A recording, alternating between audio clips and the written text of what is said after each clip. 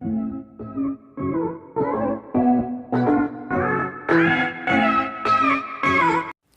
friends, how are you all?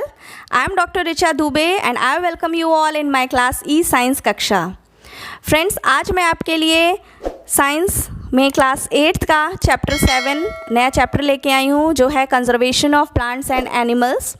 तो इसको शुरू करने से पहले मैं आपके सामने एक चीज़ शेयर करना चाहूँगी आपके साथ कि जो भी मेरे प्रीवियस वीडियोस हैं जिसको आप बहुत अप्रिशिएट करते हैं और जो मुझे यूज़फुल कमेंट्स मेरे कमेंट बॉक्स में देते हैं, मैं उनको पूरी तरह फॉलो करने की कोशिश करती हूँ और आगे भी करती रहूँगी। And thank you so much for all useful comments. So friends, आइए शुरू करते हैं अपना chapter conservation of plants and animals. मतलब प्लांट्स और एनिमल्स का कंजर्वेशन, जो हमारे नेचुरल प्लांट्स हैं, एनिमल्स हैं, जो नेचुरल वर्ल्ड में प्रेजेंट हैं, उनका किस तरीके से संरक्षण या कंजर्वेशन हमको करना चाहिए। तो conservation is basically a protection of natural world. मतलब कि जो भी हमारे नेचुरल रिसोर्सेज हैं, प्राकृतिक संसाधन हैं, उनका हम किस तरीके से बचाएं, उनकी रक्षा करें, उनको किस तरीके से उनका संरक्षण करें। तो आज हम इस चैप्टर में इन चीज़ों को डिस्कस करेंगे। तो आइए शुरू करते हैं। जो टॉपिक्स आज हम अपने वीडियो में ले रहे हैं वो है कंजर्वेशन। फिर हम पढ़ेंगे कि कंजर्वेशन की क्या ज़रूरत है। फिर हम एक टर्म पढ़ेंगे बायोडाइवर्सिटी और उसका क्या महत्व है। बायोडाइवर्सिटी का क्या महत्व है, हम इसको जानेंगे। फिर आगे हम डिस्कस करेंगे कि बायोडाइवर्सिटी के लॉस होने में, उसके ख़त्म होने में, या जो वो धीरे धीरे उसमें हानि पहुंच रही है, उसके क्या रीज़न्स हैं। फिर आगे हम देखेंगे कि हमें अपने फॉरेस्ट मतलब जंगल और वन्य जीवों मतलब वाइल्ड लाइफ को किस तरीके से कंजर्व करना चाहिए, उनको प्रोटेक्ट करना चाहिए। फिर आगे हम लेंगे red data books and then steps of conservation. मतलब कि क्या क्या स्टेप्स होने चाहिए हमें संरक्षण करने के लिए, जो कि हमारे नेचर को बैलेंस तरीके से अच्छा रख सके। तो लेट्स स्टार्ट विथ कंजर्वेशन। तो आइए हम समझते हैं कि कंजर्वेशन है क्या, जिसको हम हिंदी में संरक्षण कहते हैं, वो है क्या। तो conservation is basically a protection of natural world. और हम कह सकते हैं कि बुद्धिमानी से और विवेकपूर्ण तरीके से हम अपने नेचुरल रिसोर्सेज का किस तरीके से उपयोग करते हैं, यूज़ करते हैं, वो कंजर्वेशन कहलाता है। नेचुरल रिसोर्सेज में हमारे कौन कौन से नेचुरल रिसोर्सेज हो सकते हैं, जैसे कि जो रिसोर्सेज हैं वो हैं लैंड है, फॉरेस्ट है, मिनरल्स हैं, जो नेचुरली प्रेजेंट हैं हमारे नेचर में, हमारे इन्वायरमेंट में, वो नेचुरल रिसोर्सेज में आते हैं। तो इनका जो कंजर्वेशन है वो बहुत ही इम्पॉर्टेंट है। और वो क्यों, इसकी क्या ज़रूरत है, वो क्यों इम्पॉर्टेंट है। तो हम जानते हैं कि जो हमारा अर्थ है, जो हमारी धरती है, वो नेचुरल रिसोर्सेज से भरी पड़ी है और हम उसका कंटिन्यूस यूज़ कर रहे हैं। हमारी पॉपुलेशन लगातार बढ़ती जा रही है, ह्यूमन पॉपुलेशन, और हम कंटिन्यूसली उसका यूज़ भी कर रहे हैं। और इस तरीके से क्या हो रहा है कि जो हमारे नेचुरल रिसोर्सेज हैं वो कंटिन्यूसली बहुत तेज़ी के साथ कम होते जा रहे हैं, उनकी जो परसेंटेज है वो गिरती जा रही है।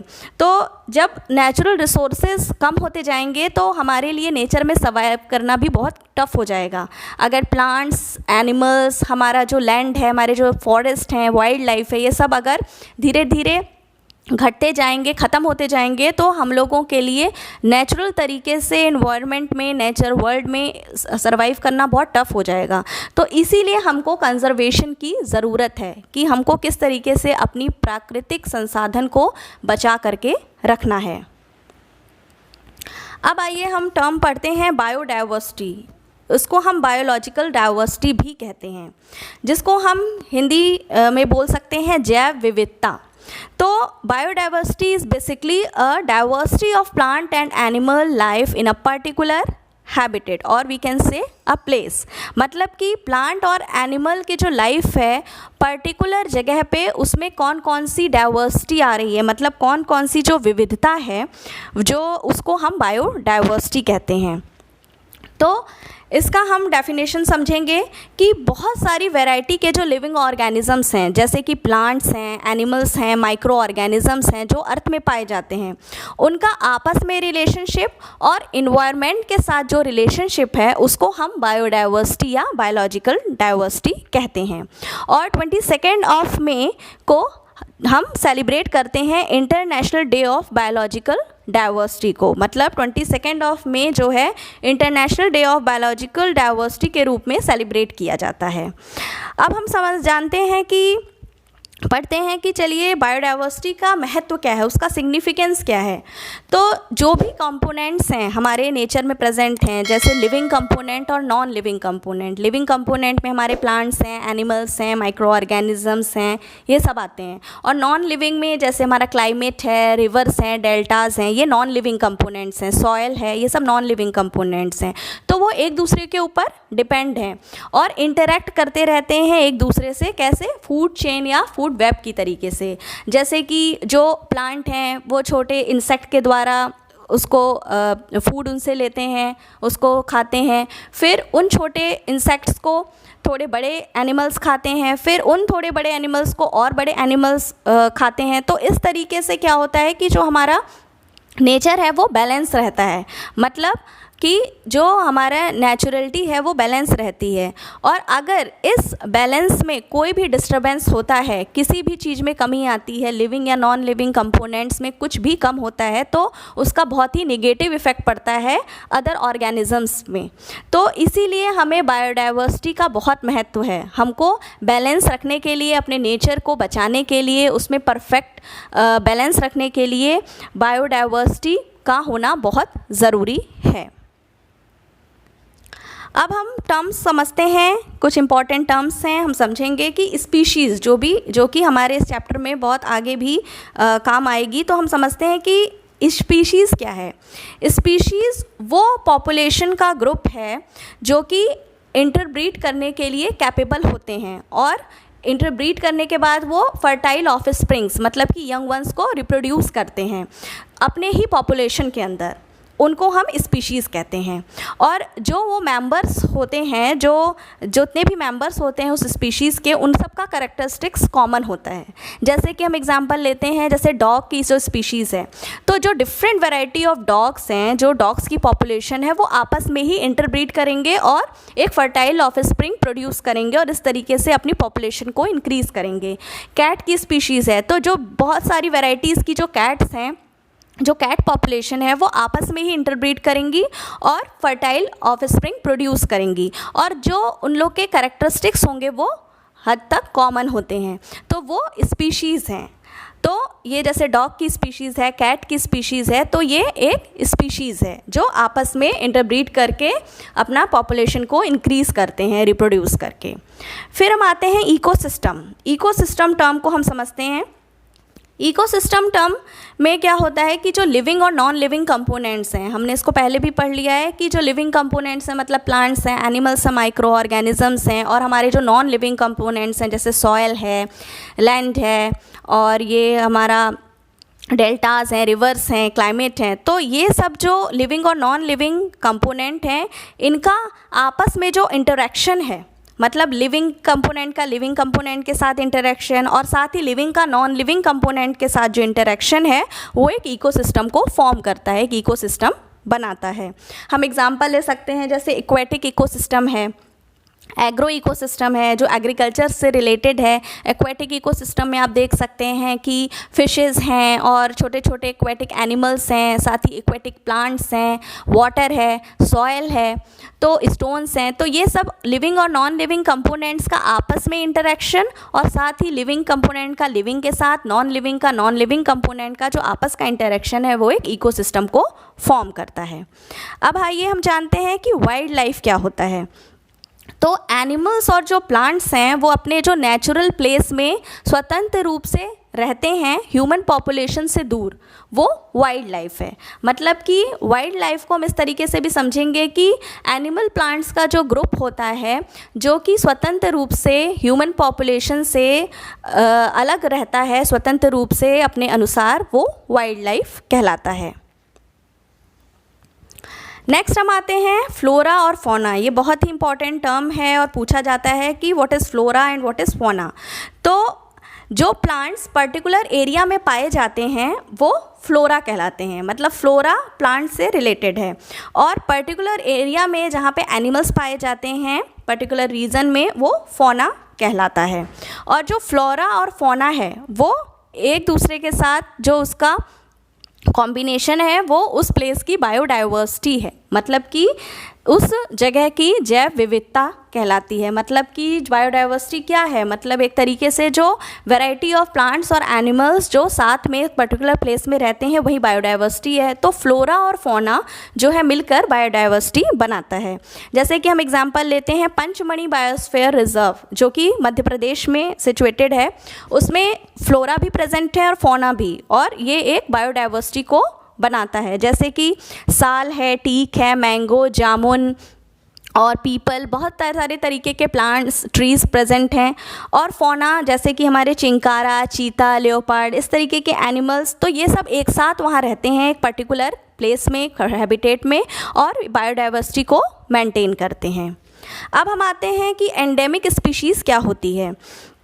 तो प्लांट्स और एनिमल्स की वो स्पीशीज़ जो पर्टिकुलर एरिया में रहती है और वो पर्टिकुलर जोग्राफिक रीजन में, कंट्री या स्टेट में रहती है, वहाँ के लिए रेस्ट्रिक्टेड होती है और उसके अलावा वो कहीं नहीं पाई जाती, वो एंडेमिक स्पीशीज़ कहलाती है। जैसे हम एग्जांपल लेते हैं कि लेमर्स हैं, मेडागास्कर के लेम्योर्स हैं, गैलापागोस के टॉर्टोइजेस हैं, तो वो उस पर्टिकुलर रीजन में ही पाए जाते हैं और वो एंडेमिक स्पीशीज़ कहलाते हैं।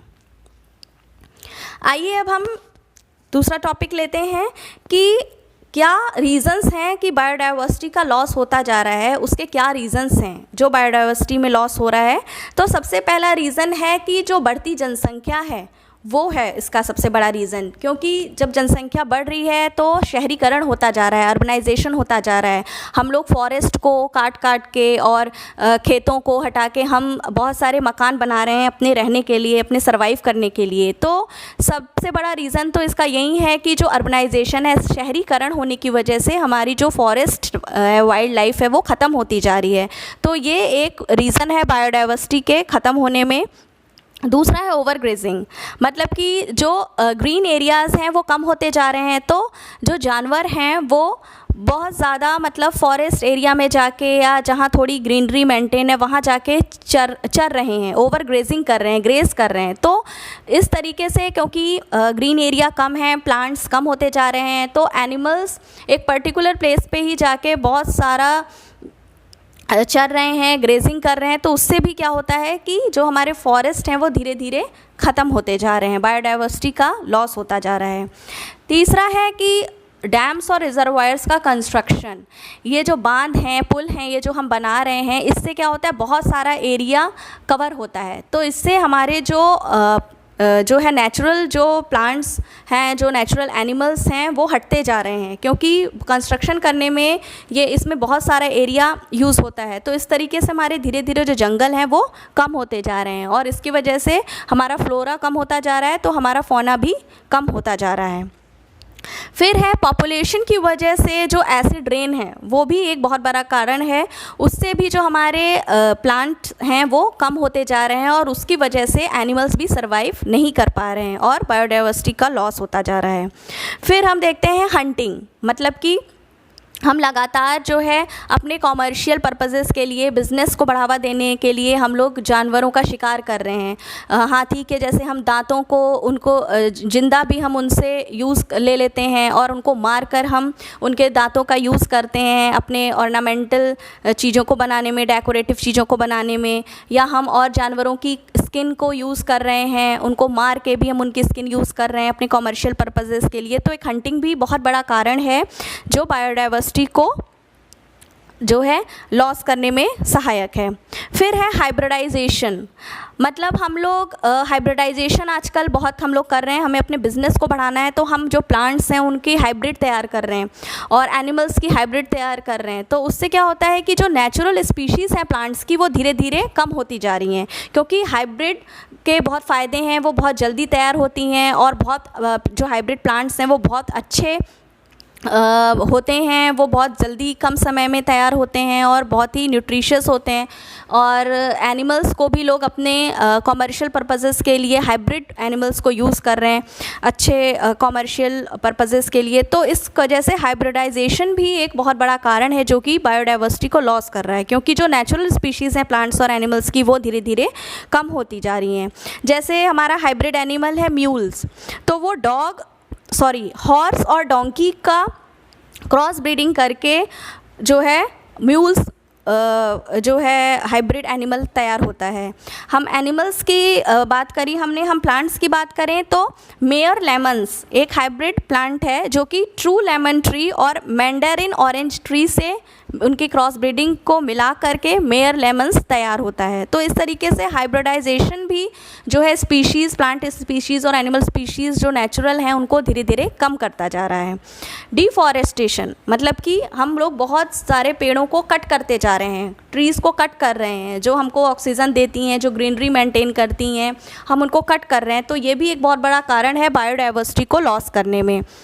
फिर आता है डिज़र्टिफिकेशन, मतलब जो हमारा सॉयल एरिया है, लैंड एरिया है, हम उसको रेतीले डेजर्ट उसमें कन्वर्ट कर रहे हैं, मतलब रेतीले एरिया में कन्वर्ट करते जा रहे हैं। तो उससे क्या होता है कि जो प्लांट्स हैं, एनिमल्स हैं, वो ज़्यादा दिन तक हर तरीके के प्लांट्स एनिमल्स उस एरिया में सर्वाइव नहीं कर सकते। तो ये भी बायोडाइवर्सिटी को लॉस करने में सहायक है।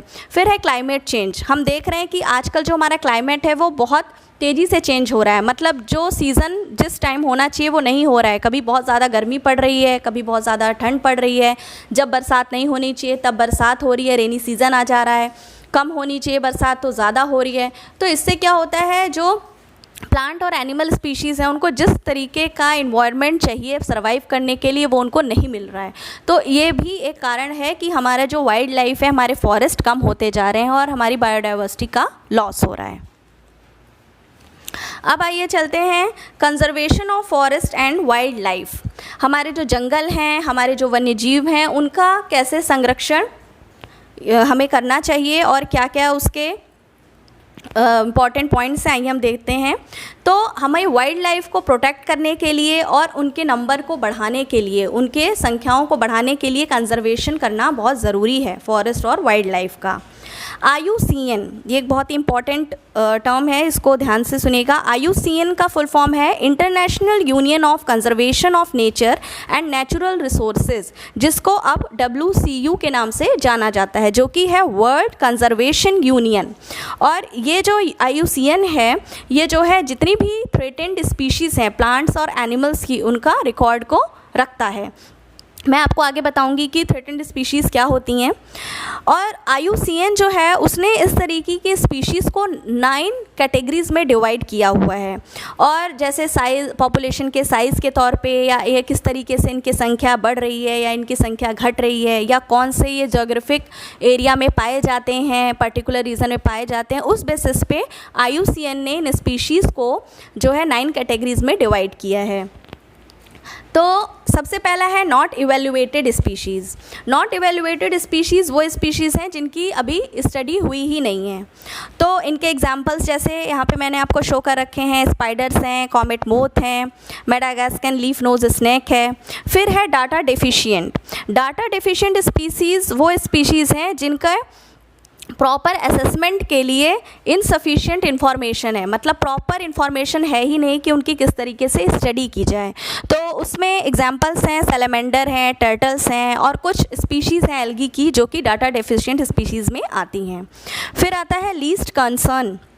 लीस्ट कंसर्न वो स्पीशीज़ हैं जिसमें IUCN ने उनके कंजर्वेशन के लिए कोई फोकस नहीं किया है अभी, वो उसके लिए इतने कंसर्न नहीं है अभी।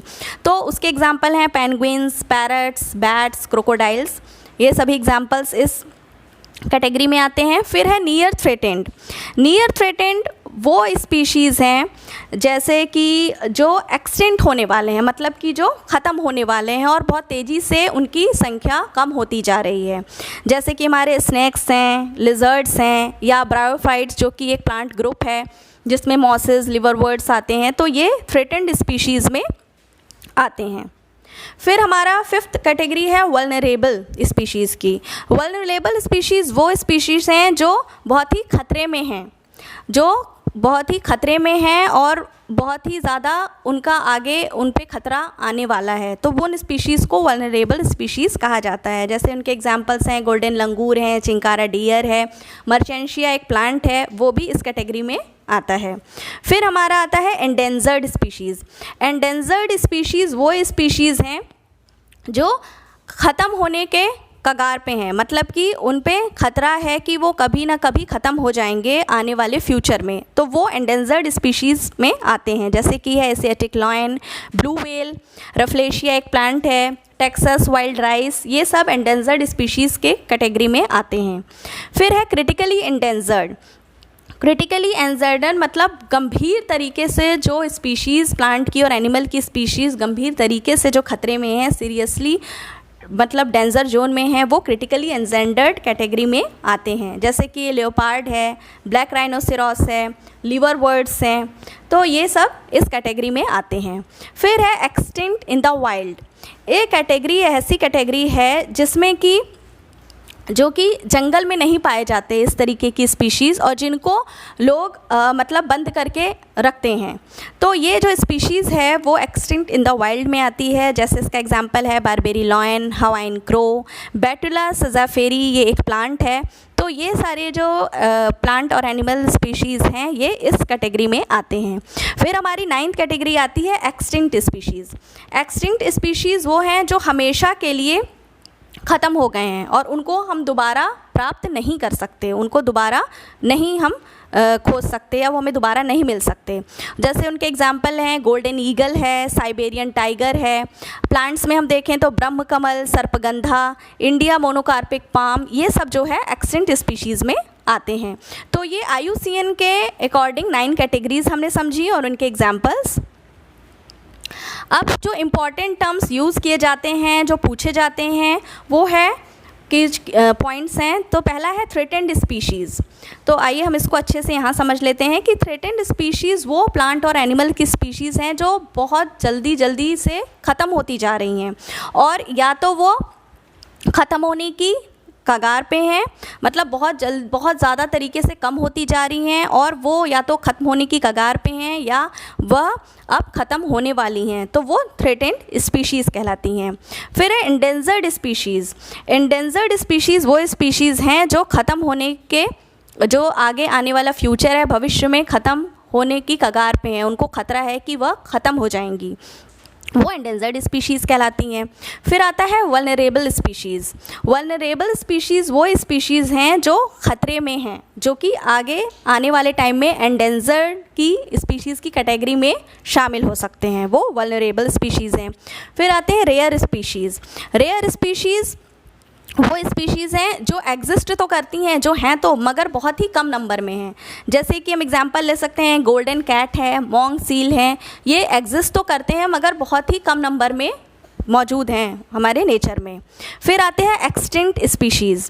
ये वो स्पीशीज़ हैं जो हमेशा के लिए ख़त्म हो गए हैं और हम उनको कभी दोबारा प्राप्त नहीं कर सकते, वो कभी भी दोबारा हमको नहीं मिल सकते, वो एक्सटिंक्ट स्पीशीज़ में आते हैं। तो जो इम्पॉर्टेंट स्पीशीज़ थी वो हमने यहाँ पे जान लिया, threatened species, endangered species, vulnerable species, rare species, extinct species. ये सभी स्पीशीज़ बहुत ही इम्पॉर्टेंट हैं, हमेशा पूछी जाती हैं, और इसमें जो स्पेशली स्टूडेंट्स को डिफरेंस करने में बहुत प्रॉब्लम होती है। तो यहाँ पे मैंने आपको छोटे छोटे सेंटेंसेस में इनका प्रॉपर डेफिनेशन आपको दे दिया है और पीछे एग्जांपल आपको प्रोवाइड कर दी हैं, तो इससे आप आसानी से समझ सकते हैं। यहाँ देखिए मैंने फिगर्स के थ्रू आपको शेयर किया है बारबेरी लॉयन जो कि एक्सटिंक्ट इन द वाइल्ड के कैटेगरी में आता है, ब्लैक राइनोसेरॉस, गोल्डन लंगूर, ग्रेट इंडियन बस्टर्ड, पेंगुइन जो कि लीस्ट कंसर्न स्पीशीज़ है, लीफ नोज स्नैक जो कि नॉट इवेल्युएटेड स्पीशीज़ की कैटेगरी में आते हैं, सैलेमेंडर है, कॉमेट मोथ है, ये कुछ प्लांट स्पीशीज़ हैं, बेटुला सजाफेरी जो कि एक्सटिंक्ट इन द वाइल्ड की कैटेगरी में आती है, मर्चेंशिया है जो कि एक वल्नरेबल स्पीशीज़ है, ब्रह्म कमल एक्सटिंक्ट स्पीशीज़ है, सर्पगंधा है वो भी एक एक्सटिंक्ट स्पीशीज़ है, मोनोकार्पिक पाम ये भी एक एक्सटिंक्ट स्पीशीज़ है, लिवर बर्ड्स है, रफलेशिया एक एंडेंजर्ड स्पीशीज़ है। तो ये सब प्लांट स्पीशीज़ हैं जो कि इन कैटेगरीज़ में आते हैं।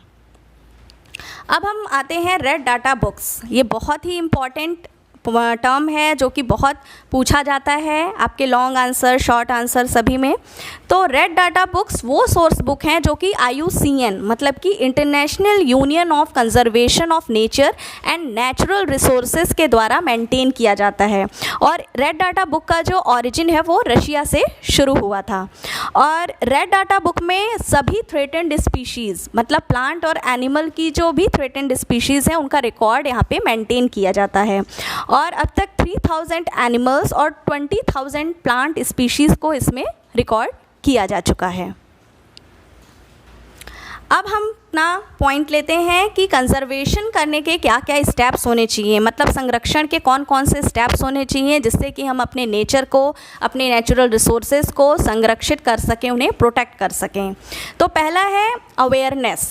हम अपने वाइल्ड लाइफ के इम्पोर्टेंस को अवेयरनेस के थ्रू बचा सकते हैं और उसको कंजर्व कर सकते हैं। जैसे हम अवेयरनेस कैंप लगा सकते हैं, शॉर्ट मूवीज़ बना सकते हैं या शॉर्ट प्लेस कर सकते हैं, या लोगों तक personally as a social worker हम जाके बता सकते हैं कि हमारे वाइल्ड लाइफ कितनी इंपॉर्टेंट है, हमारे नेचर को कंजर्व करना कितना इम्पॉर्टेंट है अपनी बायोडाइवर्सिटी को बैलेंस करने में। दूसरा है कि स्पेशल एक्ट्स और लॉज हमारे कोर्ट में बनने चाहिए जिससे कि हमारे वाइल्ड लाइफ का प्रोटेक्शन हो जाए। वैसे तो अभी तक बहुत सारे लॉज बने हैं लेकिन उनको सीरियसली फॉलो नहीं किया जा रहा है, तो उस पर भी स्ट्रिक्ट एक्शंस लेने चाहिए गवर्नमेंट को कि इसको बहुत प्रोटेक्ट करना बहुत ज़रूरी है। हमारा तीसरा है डिफॉरेस्टेशन, मतलब जो जंगल कट रहे हैं, जो फॉरेस्ट की कटिंग हो रही है वो बिल्कुल ही बंद हो जानी चाहिए। हंटिंग बिल्कुल भी अलाउ नहीं होनी चाहिए, उससे हमारे जो एनिमल्स हैं उनको जो है फिज़िकली तो वो जो है लाइफ एकदम उनकी बर्बाद हो ही जाती है, और साथ ही अगर हम जिंदा जानवरों के साथ भी छेड़छाड़ करते हैं, उनके स्किन नहीं लेते हैं, उनके दांतों को तोड़ते हैं, तो वो मेंटली भी बहुत उनको प्रॉब्लम होती है। तो हंटिंग जैसी चीज़ें कमर्शियल पर्पसेस के लिए बिल्कुल भी अलाउ नहीं होनी चाहिए। फिर हमारा आता है कि जो प्लांट्स और एनिमल्स हैं उनको फ्री छोड़ देना चाहिए, मतलब उनके लिए कोई जैसे जू हैं या ये सब चीज़ें हैं, हम उन्हें पेट तरीके से रखते हैं, ये अलाउ नहीं होना चाहिए। उनको फ्रीली उनके एनवायरनमेंट में, उनके हैबिटेट में उनको छोड़ देना चाहिए जिससे कि वो फ्रीली जो है रह सकें और स्पीशीज़ इस तरीके से बढ़ सकें। फिर हमारा आता है जो प्रोटेक्टेड एरियाज़ हैं, मतलब प्रोटेक्टेड एरियाज़ जो गवर्नमेंट ने बनाए हैं, नेशनल पार्क्स हैं, बायोस्फीयर रिजर्व्स हैं और हमारी सेंचुरीज़ जो बनाई गई हैं प्लांट और एनिमल को प्रोटेक्ट करने के लिए, वो और भी बननी चाहिए, उनके नंबर को इंक्रीज़ करना चाहिए। और जो कंस्ट्रक्शन है, मतलब अर्बनाइजेशन है, जो बिल्डिंग्स ऑफिसेज़ हम बनाते जा रहे हैं कंटिन्यूसली, उस पर भी रोकथाम होनी चाहिए। मतलब कि पर्टिकुलर, मतलब एक फ़िक्स लेवल में, एक फ़िक्स परसेंटेज में कंस्ट्रक्शन होना चाहिए। अदरवाइज़ फॉरेस्ट एरिया में और जहाँ पे बहुत ग्रीन लैंड्स हैं वहाँ पे कंस्ट्रक्शन बिल्कुल भी अलाउ नहीं होना चाहिए। तो ये जो स्टेप्स हैं कंजर्वेशन के, इससे हम एक हद तक अपने नेचर का, नेचुरल रिसोर्सेज का संरक्षण कर सकते हैं। और plants, animal, micro organisms, human beings, हम सब इस नेचर में आसानी से, आराम से रह सकते हैं और नेचर का जो हार्मनी है, जो नेचर का बैलेंस है, उसको भी अच्छे से देख सकते हैं, उसके साथ अच्छे से अपनी लाइफ को सरवाइव कर सकते हैं।